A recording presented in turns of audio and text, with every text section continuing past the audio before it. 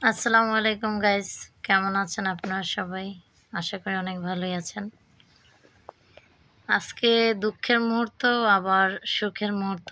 সুখের বলতে কি যে সুখের সময় কারো পাশে থাকতে পারি না, দুঃখের সময় কারো না কারো পাশে রইলাম। আমার একটা ভালো শুভাকাঙ্ক্ষী ও ভালো বন্ধু আজকে সে অবসরে আসছে। তাই তার প্রাপ্য সম্মান যেটা পেয়েছে সেটা আমার ছেলের উদ্দেশ্যে সে পাঠিয়ে দিয়েছে। আর আমার ছেলেকে এটা গিফট করছে। আজকে দেখুন যেটা অন্য কারো কাছ থেকে পাওয়ার কথা, মানুষ যেমন ওর দাদা একজন মুক্তিযোদ্ধা সেখান থেকে বা ওর বাবা অনেক কিছুই বলতে গেলে সেখান থেকে কিছুই পায় নাই। কিন্তু দেখেন অন্য একজন শুভাকাঙ্ক্ষী বা ভালো বন্ধু সে আজকে কিন্তু আমার ছেলের উদ্দেশ্যে তার প্রিয়